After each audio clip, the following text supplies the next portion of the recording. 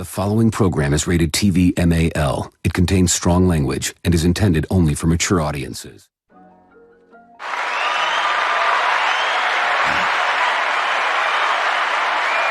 Okay, so there's this viral video circulating around the internet of a young man named Fashanu, the number 11 overall pick in the NFL draft, at his draft party, and some interesting chain of events took place. Let's check it out.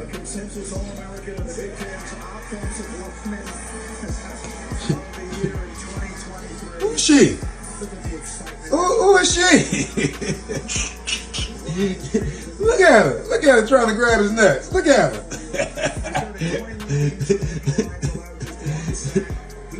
Hop on, who's this woman?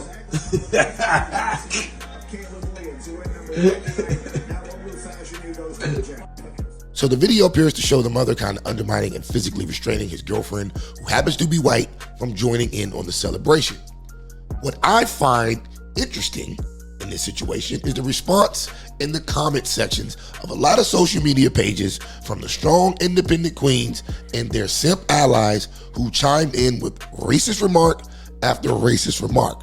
Now, before we get into the remarks, I'd first like to debunk the theory that the older black woman was protecting her son from the money-hungry racist Snow Bunny who was only there to disrupt black generational wealth. Now look at the beginning of this video. Look at the beginning of this video. If you look closely, before the news drops, the mother and the girlfriend are holding hands. Look, it's right there in 4K. As a matter of fact, the mother's hands are gently resting on the girlfriend's legs. On the girlfriend's leg. And it's all smiles and love. Also, look around the room. I think it's notable to point out that the majority of the people in that room, or at least half of them, are white. So, something's telling me that the queens have once again ran with a false narrative. Now, as we continue the video,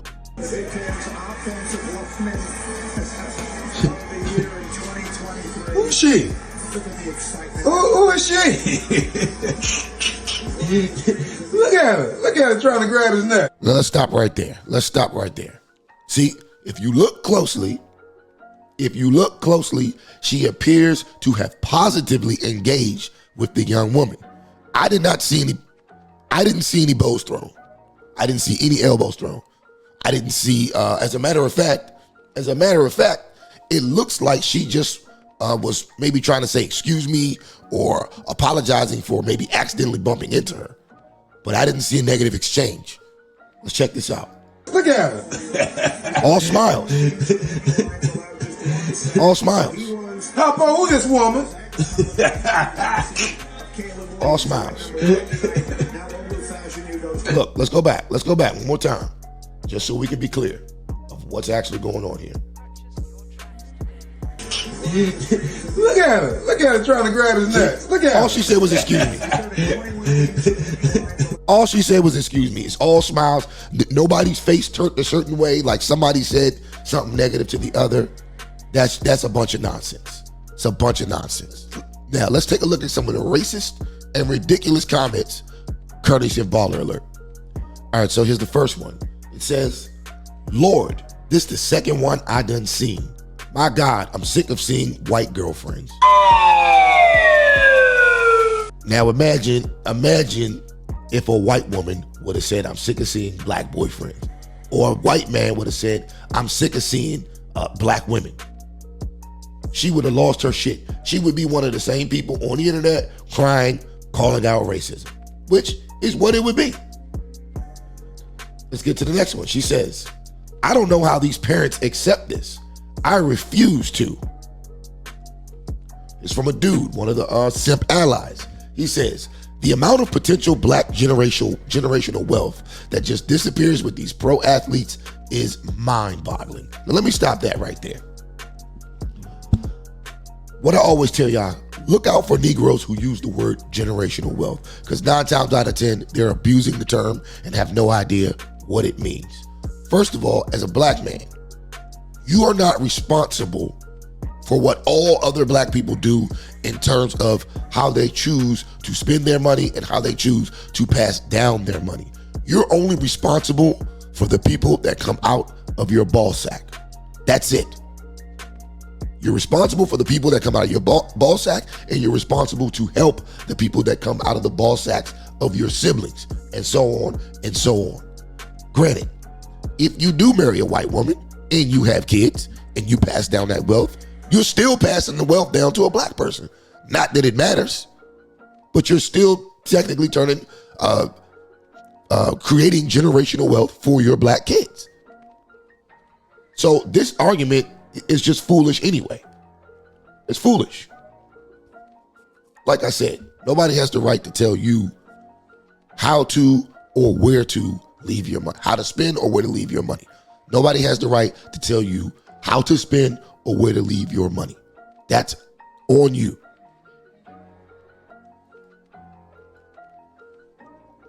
Here's the next one. I don't know how these parents accept this. I refuse to. Once again, another blatantly racist statement.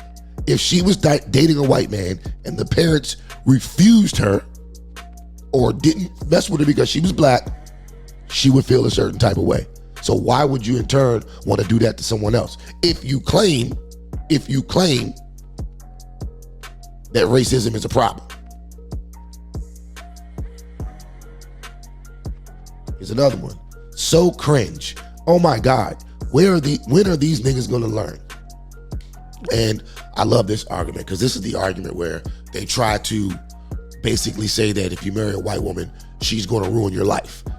One of the more popular cases that they point to is the Jonathan Majors case. Or you know, a lot of these men who are getting divorced and women taking half their stuff. Well, honestly, I don't think that has anything to do with race. And if it does have something to do with race, right? If that's what we're counting, if we're counting these type of instances by race, then by that logic, black men should stay away from black women, because you can go to any courtroom in any black area of town in the United States of America, go to the family court. What are you going to see there? You're going to see majority black women with black men in court, keeping them from seeing their kids and trying to take their money and trying to put them on child support. So that argument right there doesn't even benefit what she's actually saying. Because if we go by the results, there are more black women in court with black men trying to take their resources through trapping them with a baby or threatening restraining orders, all type of shit. I see it every day. I lived it. Then it says, he won't learn until he's being chased down the street. Once again, another reference to Jonathan Majors. Like I said, there are plenty of black women who accuse black men of the same false claims. Happens every single day, 150,000 times a day.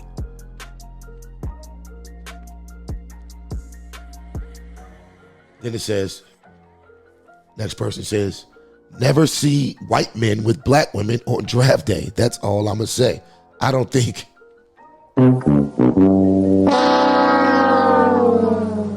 she realized she played herself in all black women with that statement. I'll just put it out there like this. The reason why you don't see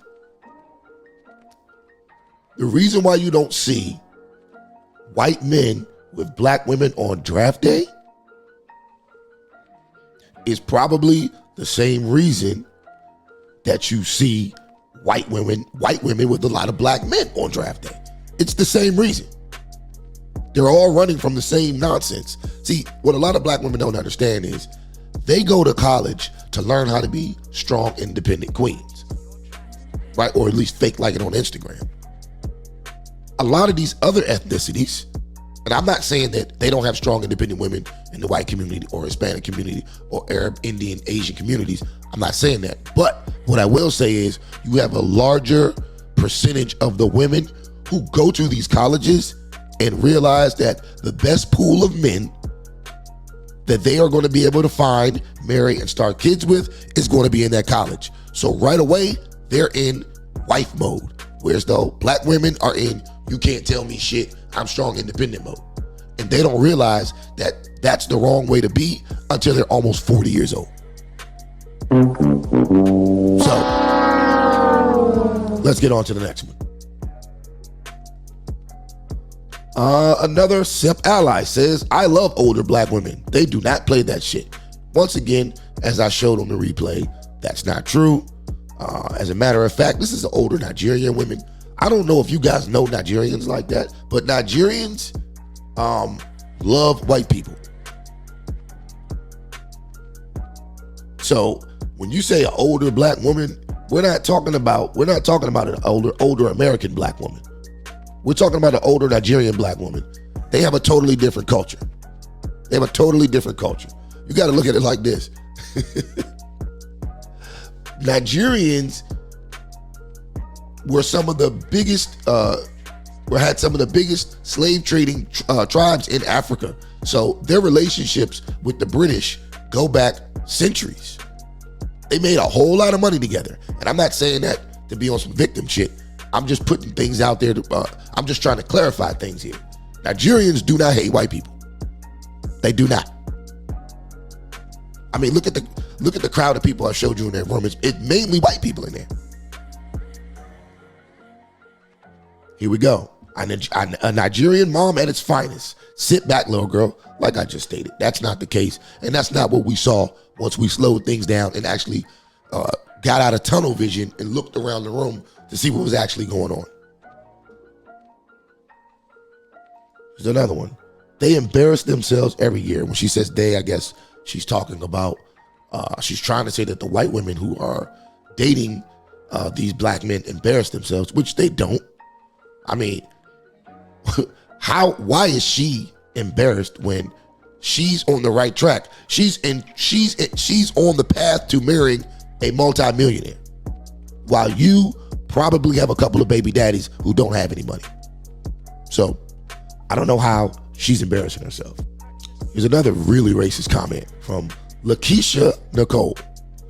Desperate ass Pinkfoot. That's racist. So you calling her Pinkfoot because she's white. Desperate ass Pinkfoot. That's right, mama. Knock her off the couch with that donkey donk. Ignorance, man. Complete ignorance. And here's the last one. It says, I was so happy to watch this in real time with my son and husband. We were laughing, and my son was like, wow, these athletes really get snow bunnies. The black mom overpowering her was epic.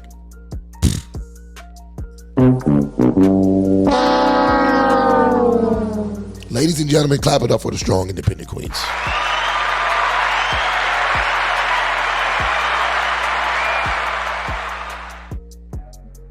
So there we have it. Once again, the queens and their simp allies have just taken more credibility away from the black community's progress in America.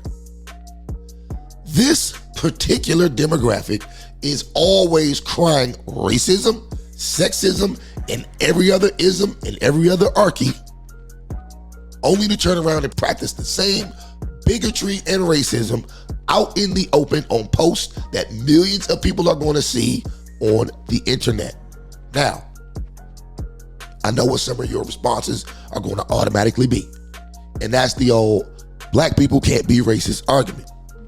Well, I'm here to tell you nothing could be further from the truth. If we're going to go with the official meaning of the word, if we're going to go with the official definition, nothing could be further from the truth. So what's the official definition? It says here, according to the Oxford Dictionary, racism, noun, prejudice, discrimination, or antagonism by an individual, community, or institution against a person on the basis of their membership in a particular racial or ethnic group, typically one that is a minority or marginalized. A program to combat racism. That's used in a sentence.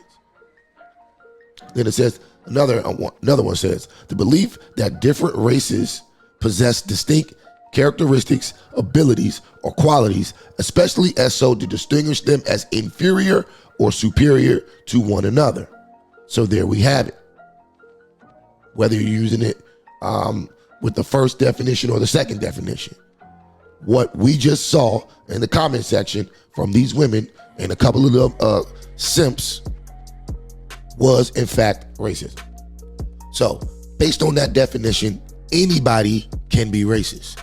And don't get it twisted. I'm not here to necessarily advocate for white people's human rights.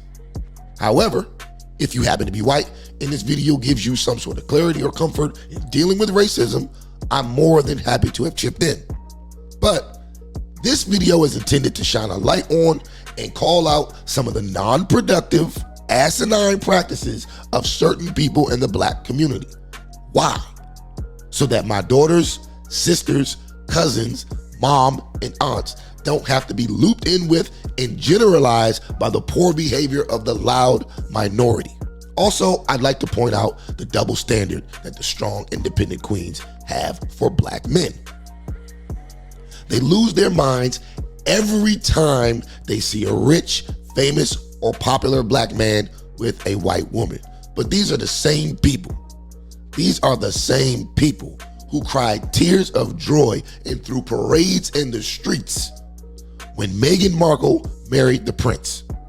These are the same people who praise Kamala Harris, Justice Ketanji Brown Jackson, and Maya Angelou, all of whom are married to white men, which, by the way, I have no problem with. If you want to marry a white man, by all means, make it happen. But don't turn around and try to guilt black men out of doing the same thing in regards to white women. It's a racist, sexist, and illogical argument that you will never, ever win. But what do I know? Look, whether you agree, or disagree, or you're indifferent, do me a favor. Leave a comment in the comment section below. Also, don't forget to hit that like button. Don't forget to hit that subscribe button. Don't forget to tap that notification bell and select all. For myself and the rest of the crew here at Trippin Aint Easy TV, peace out. Catch you on the next one.